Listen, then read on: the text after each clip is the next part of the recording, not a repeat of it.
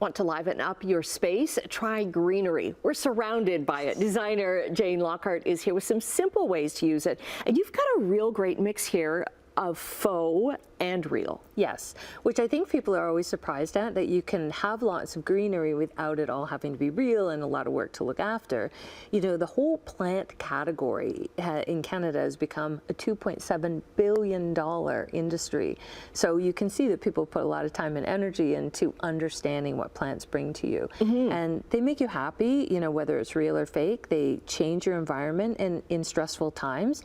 We were just talking, like, this is a good way of kind of surrounding yourself with calm and meaningful things. And that's why having some fake, if that gives you stress, can take away that stress, and having some real, because that can give you a lot of opportunity in your space, and then it cleans the air, you get something to care about. So there's a lot of things here, and I wanted to show you what that variety is today. Okay, let's start out like really small. If you don't have a green thumb, I don't have a green thumb inside. Outside gardening, I love to do, but inside I can't keep anything alive. So these are a good place to start. The little succulents. That's right, succulents. So these ones here are actually real, but these are the fake succulents. So you can have a mix of both. Just remember to water the real ones, not the fake ones. But they're really great on a bookcase, you know, in a place where they don't get a lot of light. And succulents take their water from the air. So that's why they're extremely popular, because they really require minimal attention. And that's what's nice about them. But they still grow, they still live, they do their thing, and it's kind of nice to see nature carry on despite everything around us right now. And you know, I brought these to show you. These are ceramic. These are so fun. They're because hysterical. They're the cactus that, or cacti, I guess, that you can touch and not hurt yourself. That's right. And again, they fit on a bookshelf, or you can put them somewhere. But you can see they have lots of texture, and you don't have to do anything about it. But you just still dust get them. Yeah, exactly. Maybe they dust themselves. You know? Maybe. Yeah. So these are a really good place to start. And of course, these over here are all fake, you know, but you wouldn't know. All of these are. Isn't that the new word? That's true. Botanicals. Thank you. Great word.